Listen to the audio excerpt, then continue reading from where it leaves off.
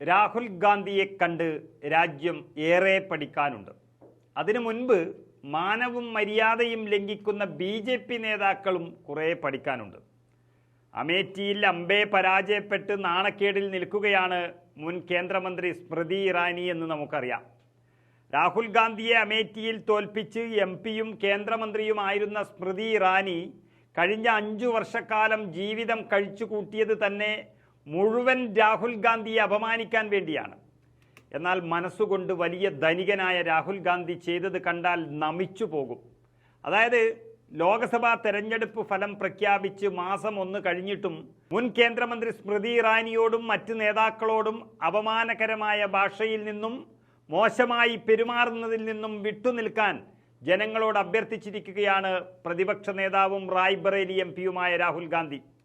സ്മൃതി ഇറാനിയെ ആരും അധിക്ഷേപിക്കരുത് എന്നും അത് നമുക്ക് ചേർന്ന പണിയല്ല എന്നുമാണ് രാഹുൽ ഗാന്ധി പറഞ്ഞിരിക്കുന്നത്.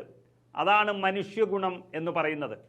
അതില്ലാതെ പോയ സ്മൃതി ഇറാനി രാഹുൽ ഗാന്ധിയെ ചെയ്തതോർത്ത് ഒന്ന് പൊട്ടിക്കരയുന്നത് നല്ലതായിരിക്കും. ജയവും തോൽവിയും ജീവിതത്തിൽ സംഭവിക്കും, അത് സ്വാഭാവികമാണ്.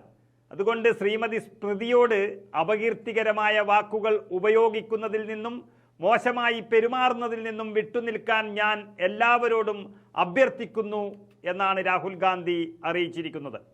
സ്മൃതി ഇറാനിയോ മറ്റേതെങ്കിലും നേതാവോ ആയിക്കൊള്ളട്ടെ, ആളുകളെ അപമാനിക്കുകയും അധിക്ഷേപിക്കുകയും ചെയ്യുന്നത് ബലഹീനതയുടെ ലക്ഷണമാണ്, അത് ശക്തിയല്ല, അത് കോൺഗ്രസിന് ചേരുന്നതല്ല എന്നാണ് രാഹുൽ ഗാന്ധി അഭ്യർത്ഥിച്ചിരിക്കുന്നത്. ഉത്തർപ്രദേശിലെ അമേഠി മണ്ഡലത്തിൽ മുതിർന്ന കോൺഗ്രസ് പ്രവർത്തകനും തെരഞ്ഞെടുപ്പിലെ അരങ്ങേറ്റക്കാരനുമായ കിഷോരിലാൽ ശർമ്മയോട് സ്മൃതി ഇറാനി 1,60,000-ഓളം വോട്ടിൻ്റെ ഭൂരിപക്ഷത്തിലാണ് പരാജയപ്പെട്ടത്.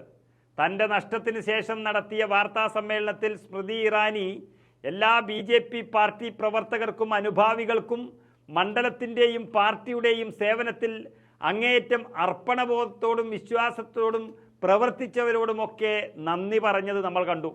വോട്ട് നൽകിയവരെയും അതുപോലെ ജയിച്ച കോൺഗ്രസ് സ്ഥാനാർത്ഥിയെയും ഒക്കെ അഭിനന്ദനം അറിയിച്ചതോടൊപ്പം തന്നെ പ്രധാനമന്ത്രി നരേന്ദ്രമോദിയെയും UP മുഖ്യമന്ത്രി യോഗി ആദിത്യനാഥും തനിക്ക് നൽകിയ സഹകരണത്തിന് അവർ നന്ദി പറയുകയും ചെയ്തിട്ടുണ്ട്. പക്ഷേ സ്മൃതി ഇറാനി 5 വർഷം അഹങ്കാരത്തിൽ ഉറഞ്ഞു തുള്ളിയപ്പോൾ നടത്തിയ അധിക്ഷേപ പ്രകടനങ്ങൾ മറക്കാൻ കോൺഗ്രസ് പ്രവർത്തകർക്ക് അത്ര പെട്ടെന്ന് കഴിഞ്ഞിരുന്നില്ല. അവർ സ്വാഭാവികമായും സ്മൃതിക്കെതിരെ തിരിച്ചടിച്ചു. പക്ഷേ അത് കോൺഗ്രസിൻ്റെ പാരമ്പര്യമല്ലെന്നും BJP നേതാക്കൾ നടത്തുന്ന മര്യാദകേട് നമ്മളും ആവർത്തിക്കരുത് എന്ന് പകരം വെക്കാനില്ലാത്ത പക്വതയുള്ള വാക്കുകളാണ് രാഹുൽ ഗാന്ധി ഉപയോഗിച്ചിരിക്കുന്നത്. ഇതുവരെ കണ്ട നരേന്ദ്രമോദിയോ BJP നേതാക്കളെയോ അല്ല, രാഹുൽ ഗാന്ധി എന്ന ആ വലിയ മനുഷ്യൻ്റെ ഹൃദയവിശാലതയാണ് ഇനി രാജ്യം പഠിക്കാൻ പോകുന്നത്. അതിനെയാണ് രാജ്യം നമിച്ചിരിക്കുന്നത്.